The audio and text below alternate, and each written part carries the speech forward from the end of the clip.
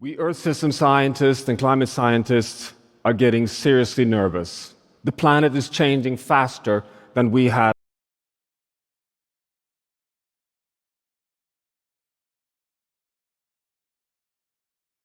expected. We are, despite years of raising the alarm, now seeing that the planet is actually in a situation where we underestimated risks. Abrupt changes are occurring in a way that is way beyond the realistic expectations in science. 15 years back, I introduced the planetary boundary framework, the scientific framework with the 9 Earth system processes that determines the stability, the resilience, and the life support on planet Earth. 10 years back, the world signed the Paris Climate Agreement. Almost 5 years back, we entered the decisive decade where our choices will determine the future for all generations on planet Earth. Where are we on this journey halfway into this decade? I will give you a scientific state of the planet report, the most objective assessment that science can give today. And it starts here.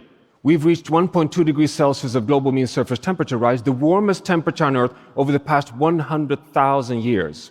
We have just scratched on 1.5 degrees Celsius as an annual mean in 2023. But what worries us most is this. We are starting to see an acceleration of warming over the past 50 years, 0.18 degrees Celsius per decade from 1970 to 2010. But then from 2014 onwards, it abruptly jumps up to 0.26 per decade. And if we follow this path, we will crash through 2 degrees Celsius within 20 years and hit 3 degrees Celsius by the year 2100, a disastrous outcome caused by us humans. But it's not only carbon dioxide. Any parameter that matters for human well-being and our economies look the same. Here you have it, linear change up until the 1950s. We go into the great acceleration, and this is what we're seeing across overconsumption of fresh water, the 6th mass extinction of species, over-eutrophying our freshwater systems with nitrogen and phosphorus, all of it undermining the stability of the planet. As if this was not enough, we are seeing that this is now causing impacts across the entire economy.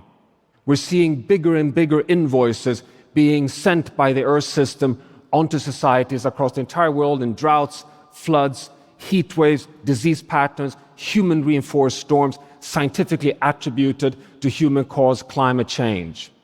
40 degrees Celsius of life-threatening heat across all continents occurring in 2023. 52 degrees Celsius hitting the over 1,000 who lost their lives at the Hajj pilgrimage in June in Mecca. 3 times higher climate change risks now attributed to our cause of climate change. 2023 up to 12,000 deaths, $200 billion of cost just in the US, up to $100 billion. This is seriously causing economic costs. We have scientifically in the past shown that this could cost a few percent of global GDP of the climate impacts caused by us. I can tell you that the latest scientific assessment is what you see on the screen here. An 18% loss of GDP by 2050 if we now follow the current path. This is equivalent to $38 trillion of loss per year in 2050. It's starting to hurt, both in human social costs and in economic costs. And this is happening at 1.2 degrees Celsius of global mean surface temperature rise, and we're following a pathway that takes us to 2.7 degrees Celsius in only 70 years.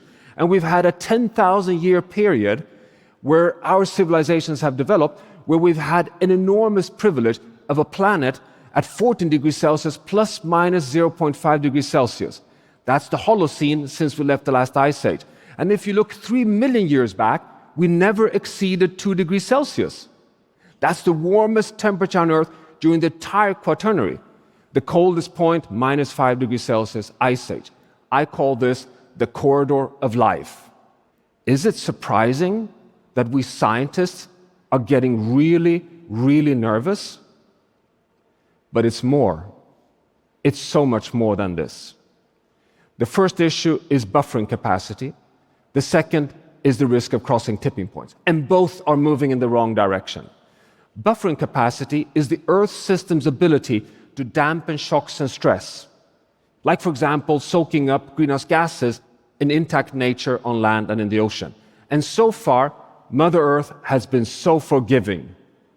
Here we have the evidence. What you see here is the hockey stick of fossil fuel burning in red and deforestation in yellow. Is it this tremendous climate forcing that has caused the 1.2 degrees Celsius climate crisis so far? The answer is no. 53% of the carbon dioxide from fossil fuel burning and land system change have been soaked up by intact nature on land and in the ocean. It's the blue sliver you see here, which remains in the atmosphere, causing the climate crisis so far. The problem is we have more and more scientific evidence of cracks in this system. Let's start on land. Land absorbs 31% of the carbon dioxide from our greenhouse gas emissions. We have more and more scientific evidence across so much research that the boreal forest in Canada or the temperate mixed forest in Germany and Russia are starting to lose their carbon uptake capacity. Did you know that the latest science shows that the part of the Amazon rainforest, planet Earth's richest biome on terrestrial land, has already tipped over and is no longer a carbon sink? It is today a carbon source. It's no longer helping us. But as if that was not enough, what really worries us today is the ocean. The ocean absorbs 90% of the heat caused by human-induced climate change. This is well understood, but what really worries us is what you see here. This is the latest data on sea surface temperature across the ocean. What you see here is from 1980 until today, how gradually the ocean surface just gets warmer and warmer. It's actually warming all the way down to 2,000 meters depth. This is well understood in science. It's a deep concern. It's well represented in the climate models. We understand it. Then suddenly, in 2023, something happens. Temperatures just go completely off the charts, 0.4 degrees Celsius outside of the warmest temperature in previous years. What's happening? We admittedly must be honest here. We do not know. El Niño is certainly partly to blame, but cannot explain it all. 2024, it just continues. What is happening? We do not know, but the candidate number one is the energy imbalance caused by us humans. In 1 year alone, the heat equivalent to 300 times global electricity use is absorbed in the Earth system. Is it what we see on the screen here, an ocean that is starting to lose resilience? An ocean that is at risk of releasing heat to the atmosphere and self-amplifying warming? We do not know, but one thing is for certain: the ocean is sounding the alarm. Reasons for concern? Yes. We are now at a point where we are forced to ask the following question: are we at risk of pushing the planet out of the basin of attraction, the stability of the planet where we've been since we left the last ice age, the extraordinarily stable Holocene state? And if we pushed ourselves outside, drifting away unstoppably towards a hothouse Earth where we get self-amplified warming and losing life support on Earth. What could take us there? Well, we know it. It is if we cross tipping points. Big systems like the Greenland ice sheet, the overturning of heat in the North Atlantic, the coral reef systems, the Amazon rainforest, are tipping element systems. Push them too far and they will flip over from a desired state that helps us to a state that will self-amplify in the wrong direction, going from cooling and dampening to self-amplifying and warming. A rainforest tips over to a savanna state. Now, we have now mapped the 16 tipping element systems which are now scientifically cataloged that regulate the climate system. These 16, and you see the 5 in the ground zero on planet Earth in the Arctic, are connected via cascades through the ocean, particularly via the AMOC, the Atlantic overturning of heat in the ocean, all the way down to Antarctica. These are big biophysical systems that we all depend on, global commons for the stability of the planet. The question is, at what temperatures are they at risk of tipping from helping us to becoming self-amplifying foes? Well, for the first time, we have an attempt to answer that question. What you see here are the 16 tipping element systems on the y-axis, and in red you see the uncertainty range, the best estimates in science. Darker the red, the higher the risk of tipping is the temperature levels at which they're likely to cross the thresholds. The average temperature at which they are likely to tip is the yellow circle lines you see here. What this tells us is the following. 5 of these 16 are likely to cross their tipping points already at 1.5 degrees Celsius. The Greenland ice sheet, the West Antarctic ice sheet, abrupt thawing of permafrost, losing all tropical coral reef systems, and collapse of the Barents Sea ice. Just the 2 ice sheets hold 10-meter sea level rise, which would be unstoppable on the long term. Now sure, there's scientific uncertainty here, as you see from these graphs. But there's one red thread in science for humanity, in the scientific message, and it's this. The more we understand of the Earth system, the higher is the risk. And here is the proof. This is 5 IPCC assessments, the Intergovernmental Panel on Climate Change, 30 years of scientific advancements. Here again you see risk assessment, darker the red, higher the likelihood of causing irreversible change in the climate system. 30 years back, the risk was put at 5 degrees Celsius of tipping, and coming down to current state of science, the risk is set at 1.5 to 2 degrees Celsius. We are in the midst of a danger zone today. But it can be even worse than that. Let's go to the Amazon basin. Again, the richest terrestrial ecosystem on land. Climate science estimates the risk of the Amazon rainforest tipping over irreversibly to a savanna at 3 to 5 degrees of global mean surface temperature rise. A really high temperature, unlikely even to be met over the next 70 years. But if we lose forest cover, the risk is that the system can tip already at 1.5 to 2 degrees Celsius if we lose more than 20 to 25% of forest cover. So that's a very dangerous combination. Where are we today? We are at 1.2 degrees Celsius global mean surface temperature rise and 17% of deforestation. We are very close to a tipping point in the Amazon rainforest. Very close. What shall we do to avoid these unmanageable outcomes? Well, the IPCC is clear on the pathway. To stay under 1.5 degrees Celsius, to avoid crossing tipping points, we need to operate, to navigate within the global carbon budget that gives us a chance of holding 1.5. What remains for us is only 200 billion tons of carbon dioxide that we can continue emitting to have a 50% chance of holding 1.5. We emit today 40 billion tons of carbon dioxide per year, giving us 5 years at current rate of emission before we've consumed the budget. We are seriously running out of time. And the pathway for a safe landing is also well studied and understood. You have it here. Bend the curve of emissions immediately and follow a path where we reduce emissions by at least 7% per year for a safe landing and a net zero world economy by 2050. But it's more than that. We also know that even if we succeed with this, we have already loaded the atmosphere with so much greenhouse gases, with so much climate forcing, that we inevitably face a period of overshoot. We must now be prepared for a very likely breaching of the 1.5 degrees Celsius planetary boundary on climate somewhere between 2030 and 2035, in 5 to 10 years' time, and then have at best a 30, 40-year period of overshoot before we can come back to 1.5 by the end of this century. We would exceed with 0.1 to 0.3 degrees Celsius the 1.5 limit, meaning up to 1.8 degrees Celsius. What does this tell us? Well, I can tell you there are 2 main messages. Message 1, buckle up. We know for certain, 100% certainty, that this means more droughts, more floods, more heat waves, more human-reinforced storms, more disease during one generation's time. 2023, the warmest year on record, will be looked back upon as a mild year. Message 2, why would the planet come back to 1.5 after overshoot? Well, the answer is very simple. The health of the planet must be kept intact.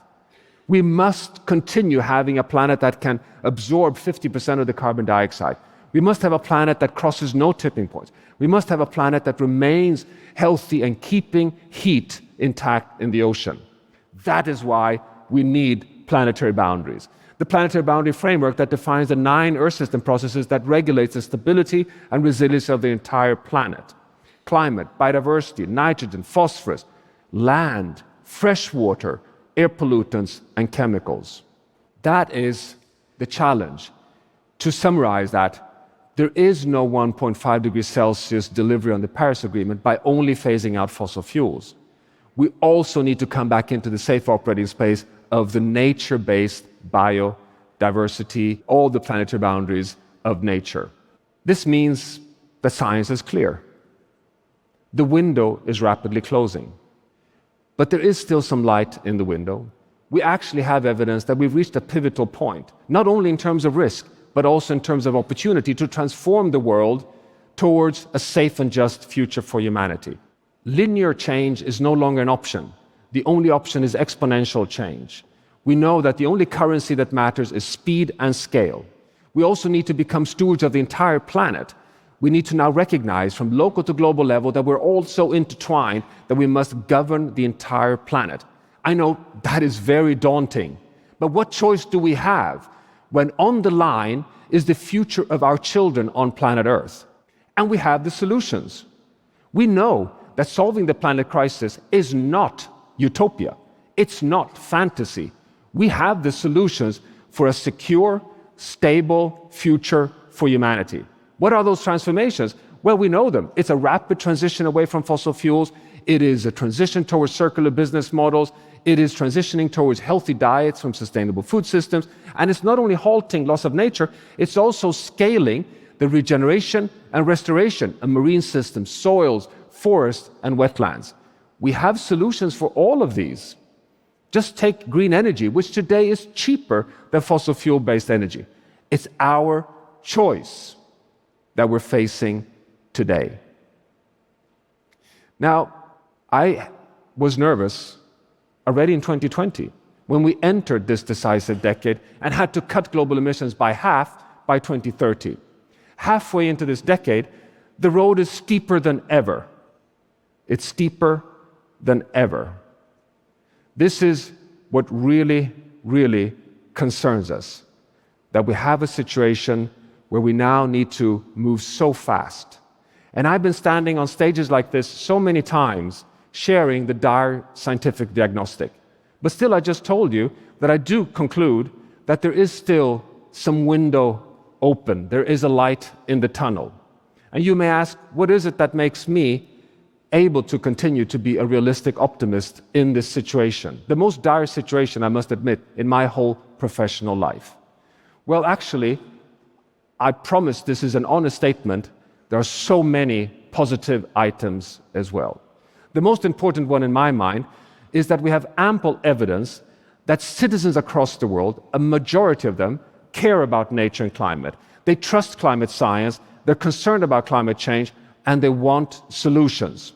And the second key factor is that we have so much evidence today that the solutions are not only available, but if we implement them, we get a more healthy, stable, secure future with the jobs and the economies that can compete and provide livelihoods into the future. This means, dear friends, that solving the planetary crisis is not only necessary, it is possible, and we all win if we succeed. Thank you very much.